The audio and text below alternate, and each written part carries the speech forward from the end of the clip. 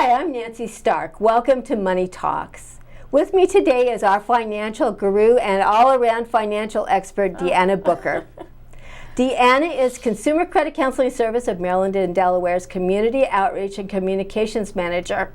And Deanna, before we get started, could you tell us a little bit about what CCCS does? Sure. We are a 501c3 nonprofit community service organization, and we specialize in offering all sorts of financial counseling and financial literacy education. We've been serving folks here on the Eastern Shore since 1966, so we're celebrating our 45th anniversary. Happy birthday! Oh, thank you. Thank you very much. We're really proud of that. But we do. We're offering anything, any kind of financial counseling that folks might need, trying to right their financial ships, any sort of financial literacy education that we can. We're just helping however we can, helping folks get out of debt and get their finances on the right track. That's wonderful. And I know you have offices here, right here in Salisbury, and also in Easton and Dover. We absolutely do. That's wonderful. Well, folks, today, here we are in August, and the living is easy, but not for those of us who have kids that will soon be going back to school. Oh, yes. For those people, the key word is shopping. Mm-hmm. And with that in mind, Deanna, I thought today what we would start out talking about is back to school shopping and ways that people can save. Okay. Do you have some advice on how to stretch a dollar when it comes to back to school shopping? Well, I think the first thing, maybe the best thing to do when it comes to back to school shopping is to have a game plan. Mm-hmm. That makes sense. to look at the budget, to decide what really your family can actually afford to spend, this year, this season, and then sit down and everybody discuss, what we need versus what we want. I think that's a big part of it. Mm-hmm. So I think that, you get the kids together and you take inventory. You look at what we have, what we had from last year, all of that kind of thing. Really setting down, getting a plan in order as to how we're going to shop to make it effective. It also makes sense to look at that list that you receive from teachers. Oh, absolutely. That's absolutely. a good idea. The teachers, the schools are going to send a supply list home. Mm-hmm. So you want to look at that. What's on that list? What are the teachers saying that, the kids are going to need? You can also, in your neighborhoods, in your communities, maybe talk with parents who have kids that are a little older than yours and say, hey, what did your kids use most last year? That's an excellent idea. What did you buy that they didn't need at all? And you can get some ideas around how you're going to map out your shopping. That makes full sense. Yeah. It's interesting. We talk about it, and there are really two sort of components here. There Mm-hmm. are the parents, and then there are the kids. Yes. There is the budget as far as what you can afford, and then there are all those things that you really want and need. Yeah. Now, all of us, it seems like to me, every one of us as parents, we want to be able to give our kids everything that they need, and also many of the things they desire, but sometimes that is not so easy to do. Yeah, you're right. And what they need versus what they want, that there's a big difference there. There's a real difference. So I think that's when you really, again, you have to bring the kids into the conversation, and you have to explain to them that there is a finite limit. To the amount of money that we have. Exactly. Right. There's a limit on what we can spend. So that's when you talk to the kids about how are we going to work these limits. We're going to set certain spending guidelines. We're only going to be able to spend X amount, on these specific things. So now if the kids have maybe what we think are unrealistic demands, around that new pair of designer jeans. Exactly. Around the things that they want, then you don't argue, I don't think. I think the thing to do is brainstorm. Again, sit back down. Okay, this is something that you want. You're talking to the kids. Let's think about ways around, alternative ways that maybe you can get this. Maybe this is something you can pay for yourself. Let's think about some ways that you can earn some money to get this thing that you want. Also, I think we have to keep in mind a lot of the things that our kids are going to ask for, they're asking for because it's the thing of the moment. Yes, the trend. Right, the trend. So talk to the kids about, okay, if you pay $100 for this, whatever it is, what are you going to do with it when it's not fashionable anymore or it's not the cool thing? I think they really have to understand that a lot of this stuff is fleeting. And so do you really want to spend a lot of your hard-earned money on it? Yeah. But you have to have those kinds of conversations. If they're having to spend for it themselves, they're going to think a lot closer. Oh, yes. It's interesting. In the beginning, you were talking about going through and looking through the closet. Recycling is one way, certainly, that you can save money. Tell me a little bit more about that. How do you go about assessing what's already there? I think you have to put in that work. So you have to go through the closets, you have to pull out, you have to see what you had from last year. What supplies do we have in the matter of clothes? What still fits? What doesn't? The older kids, do they have things that now the younger kids who've grown over the summer, now they can wear? So can we reuse, or hit the consignment shops, the thrift stores, all of that kind of thing, but you have to know what you're working with. So that's where that inventory comes in. So you just have to dig into the closets and dig into those, junk drawers and look at everything you have. And in doing that, hopefully, another thing you're going to do is get some organization around the things, so you're going to decide that you need some, probably. Exactly. Come up with a storage area, this is where we're going to keep, all of the whatevers. So particularly like paper supplies, glue sticks, crayons, those types of things. Kind of thing. All of that kind of thing. And that's the very sort of thing that those kinds of supplies, paper, glue sticks, pencils, those basics, you may want to, again, when you're doing that inventory and you recognize that you need those things, that's when you hit the dollar stores, talking about savings. Right. That's when you hit the warehouse stores, because you can buy those kinds of items in bulk, because it happens to all of us. You buy the supplies, 2 months later, the teacher's sending a note home that, Johnny needs to bring in more paper. More of this, so you and more can of have that. those kinds of items on hand. So that's one thing to do. And it'll also make it easier to find them next year when this time comes around. Because it's going to come every year. Oh, it always does. Let's talk a little more about that. You talked about buying in bulk for paper goods, and that's certainly a good idea. Right. Because they are not something that goes out of style. Exactly. They're something that everybody always needs. What are some other tips as far as when it comes time to go shopping? Well, I think like I was saying before, you want to look at the consignment stores and you want to see what's on sale. That's a big thing. You want to check the circulars, the sale ads from the stores. You want to look online, do some comparison shopping. How much is something online versus if I went to the store to buy it? But if you're going to shop online, you want to think about shipping costs. That's something that we forget sometimes. That's what we always do. Right. Yes. When something is cheaper online and we say, oh, I'm going to order it, you got to think, how much is shipping going to cost? Because does that bring it up to the price I would have paid just going into the store to get it? So all of that kind of thing. Coupons, Coupons are a wonderful thing, both online and offline. So use the coupons. Follow the store, the store ads. Are you getting some online rebates? All of those kinds of things go into making an effective and hopefully less expensive shopping experience. That makes sense.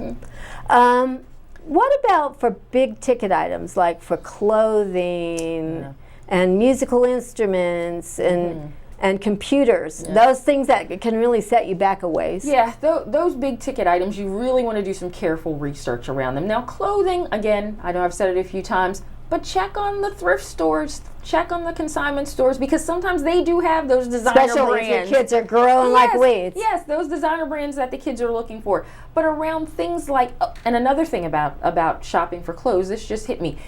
When you're doing that shopping and you got your coupons and everything, think about shopping during Maryland's tax-free week for back to school. This year, that's going to be August 12th through the 18th. So, and that's good, that tax-free week. It's good for clothing that's priced $100 or less, and shoes that are priced $100 or less. So take advantage of that. So that's one thing.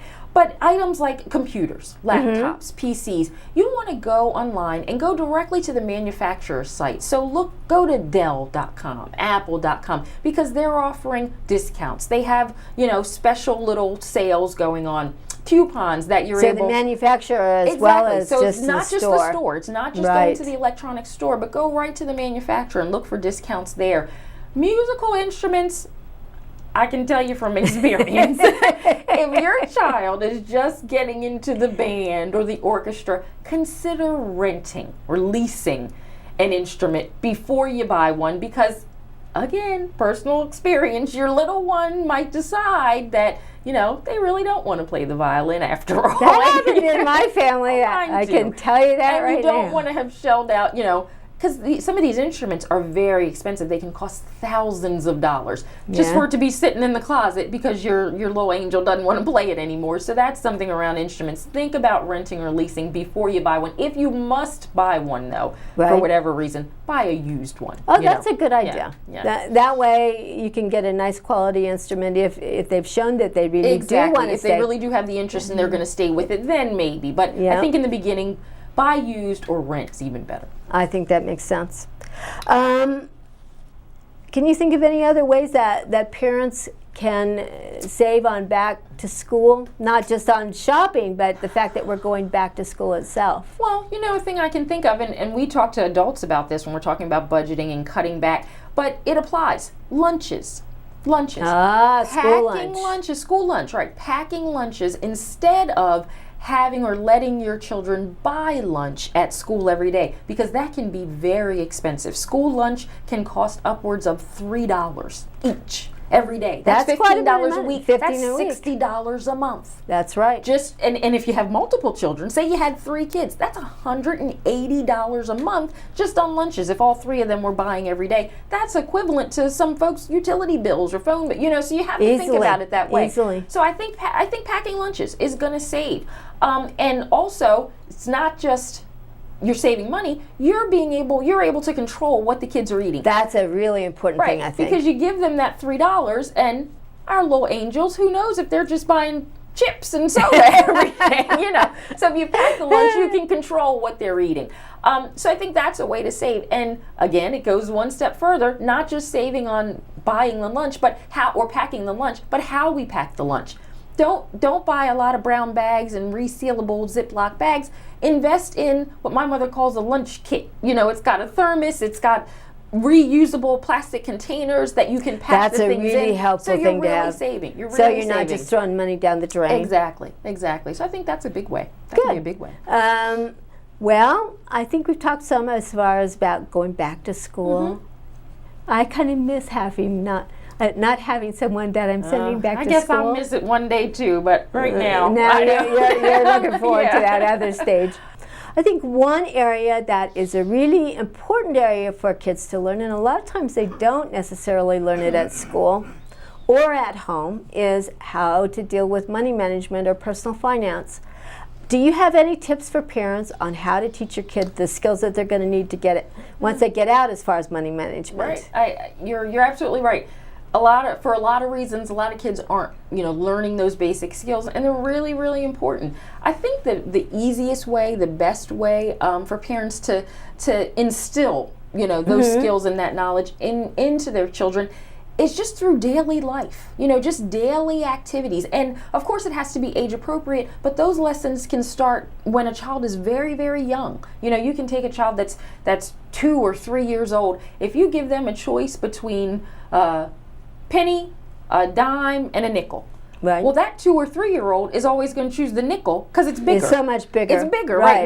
They think that it's more. So even though children at that age, don't necessarily have the ability to understand the value of money, you can start with things like teaching them the names of the coins and what they can be used for and how many of them. And there are lots of ways around it. And like I said, it has to be age appropriate. But I really believe those lessons, those money skill lessons, can start when kids are very, very young. I think they should start when kids are very young. Well, let's talk about one area that always, I think, is a money question for parents and kids, and that is allowances. Now, I know when we were going through, and our kids were younger, and we went through a lot of discussion about how much to give, and they would, of course, negotiate each year. It was like a little more. But I would see an allowance as being something you could really use as a financial tool. How do you go about doing that? It is. I think if a child is, say 6, 7, 8 years old, I think that's a great time to start with an allowance.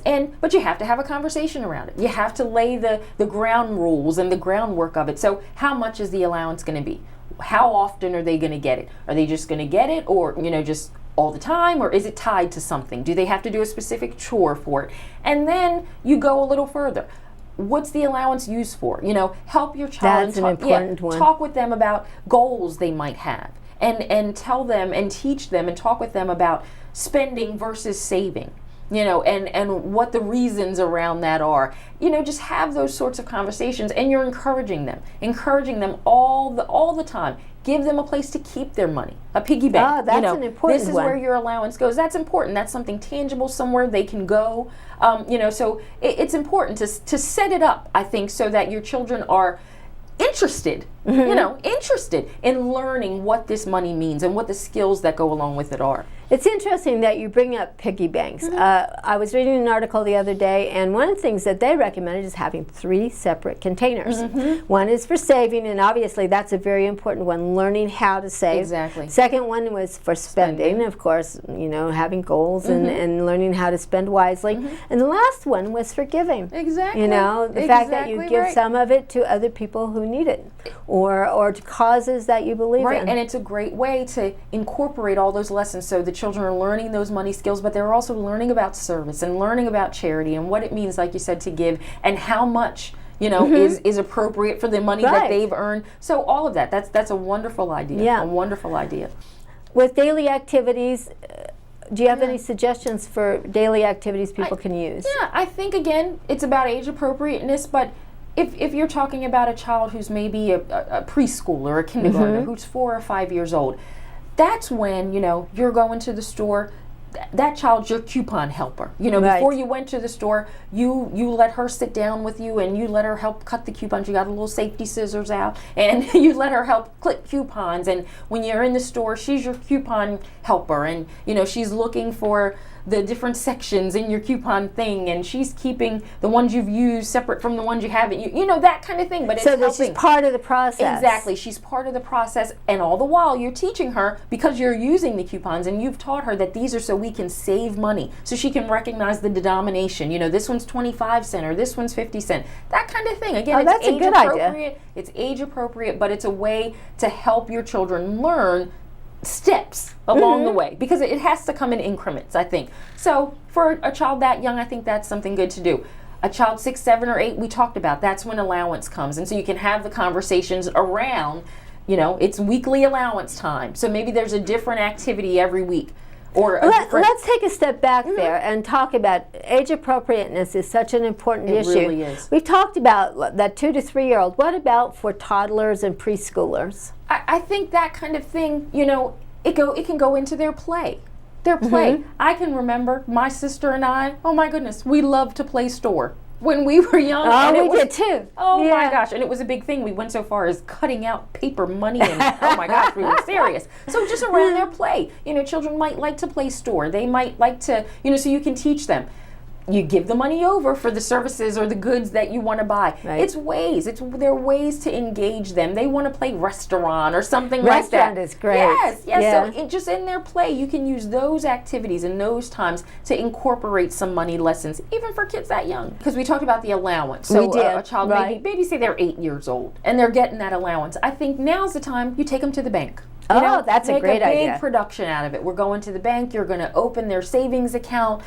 They're going to be able to see the deposits that they make. They're going to be able to watch their account grow. So I think that's a good time to get to the bank for the first time and let them go through the process and understanding. You're explaining to them everything that's going to happen at the bank. Now you want to make sure when you go to open their savings account, you get the kind that the bank designs for children. So nobody's going to take any of their money. There are not going to be any fees, no minimum balance charges, that kind of thing. And a lot of banks have that kind of so you want to check that out. But I think that's a good age to get the kids to the bank for the first time and really start going into that process with them. And again, it's really building up their idea about saving.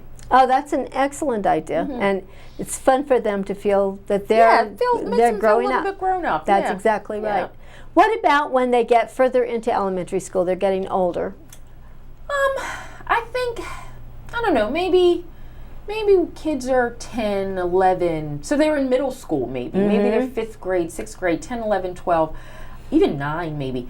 That might be a good time, or that probably is a good time for them to learn about the stock market. A lot of schools have where they engage the kids in the stock market game throughout the year, so they learn about investing. They really do become young investors because they take this. Oh, that's a good idea. Yeah, they take this virtual money, and they're able to actually invest it, and they learn about stocks and trading and that kind of thing. So I think that's an age-appropriate thing, as they move along, to keep them engaged.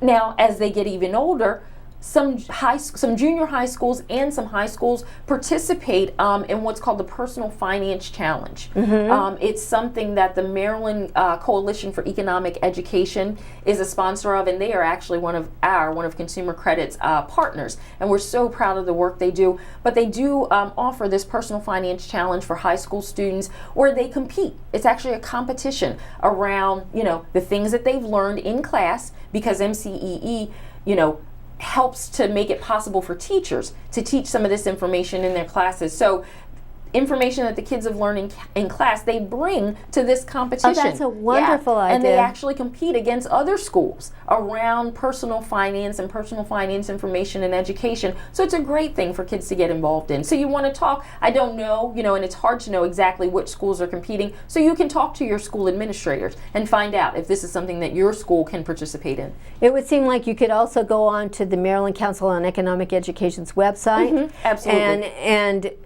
from that point of view, they also have a tie into the stock market game, don't they? Absolutely. They have it right on the site. You can visit their site. It's www.econed.org, and you can get all kinds of information. And they do have a tie-in right into that stock market game, just like you said. That sounds wonderful.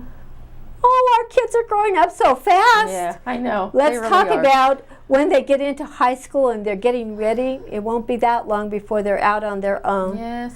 What types of things do young adults need to know before they actually go out? I think the main thing, and I say this all the time when I'm here, the main thing is budgeting. It really is at the core of our financial house. Things. Yeah, it Absolutely. really is. So if you haven't yet worked with your young adult at this point to set up a budget, then now really is the time to do it. It really is the time to work with them around what their budget, what their spending plan is going to be, helping them understand what they're going to need to be able to cover, large expenses. There's going to be rent, transportation, that kind of thing.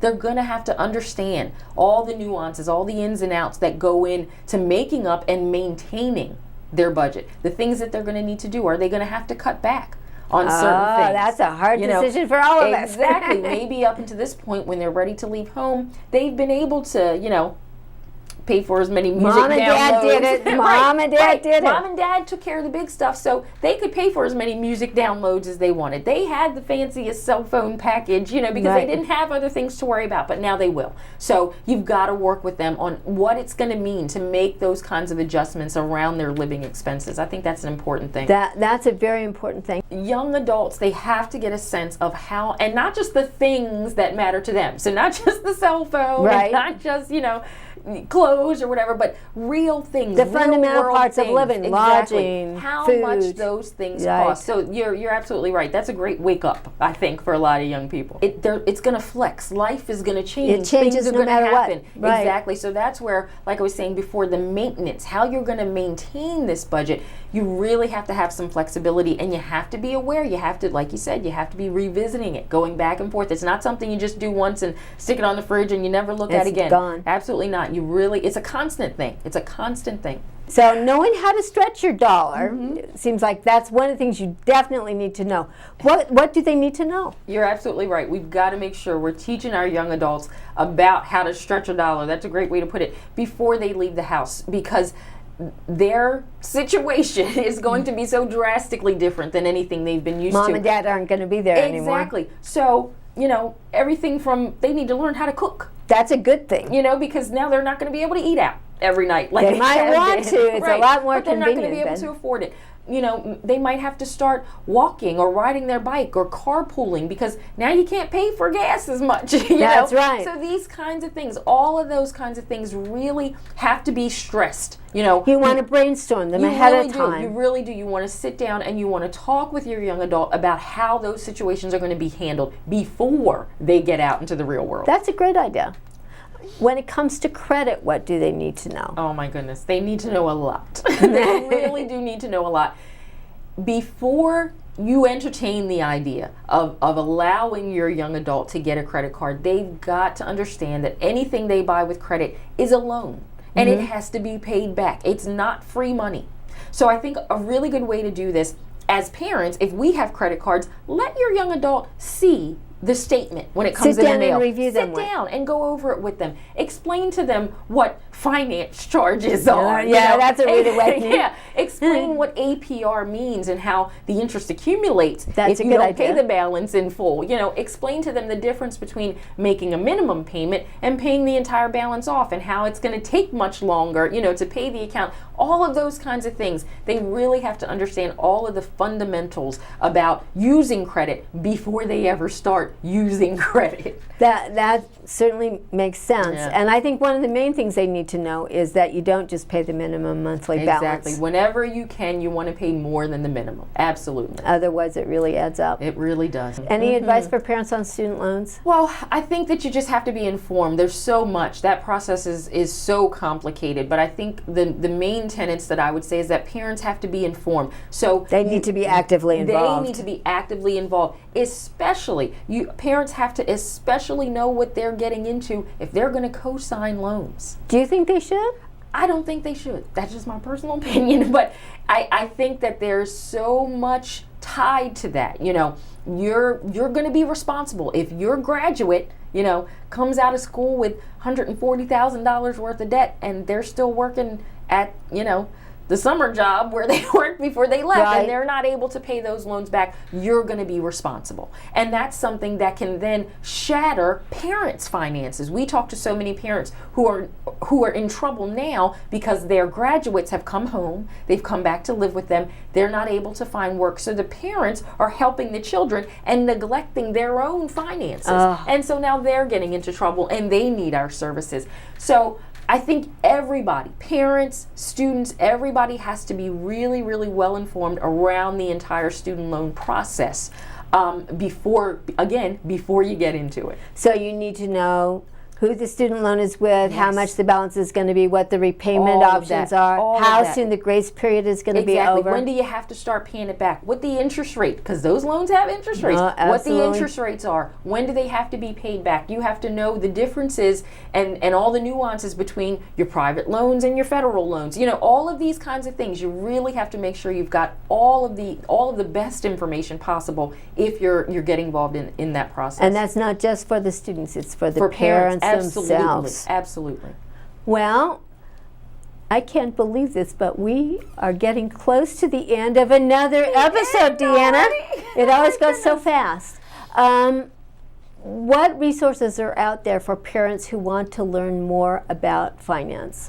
Well, I think parents just, again, need to get as much general information as possible. So they can certainly go to our website where they're going to find podcasts, self-directed online education, things, all sorts of resources that are going to help parents in all different kinds of topics. So we're talking about everything from student loans to buying a car, to the young person going out to college, all to budgeting. All these things, all of this information is on our site. So you can visit www.cccs-inc.org and have access to all of that information.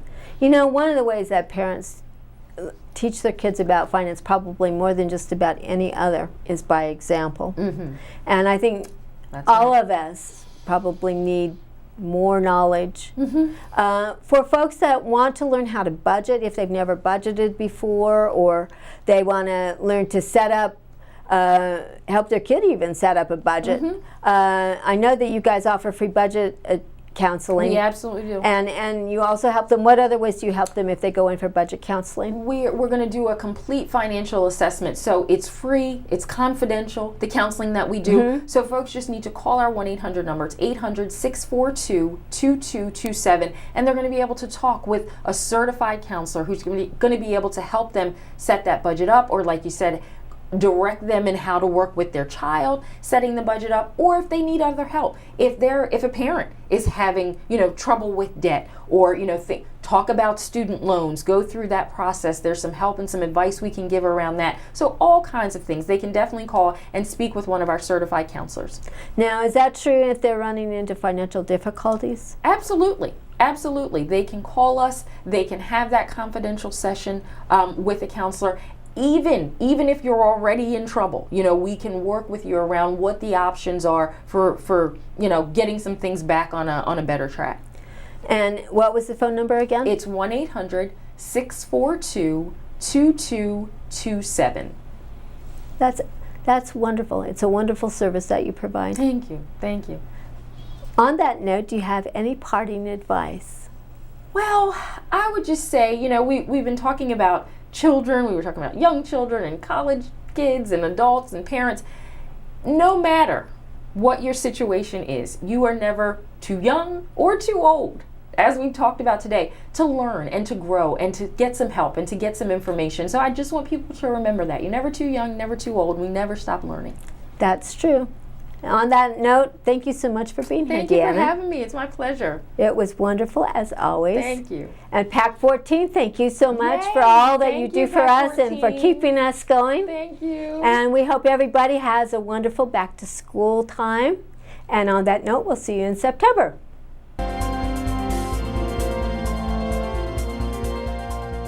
Would you like to see your community organization or nonprofit group featured on PAC 14?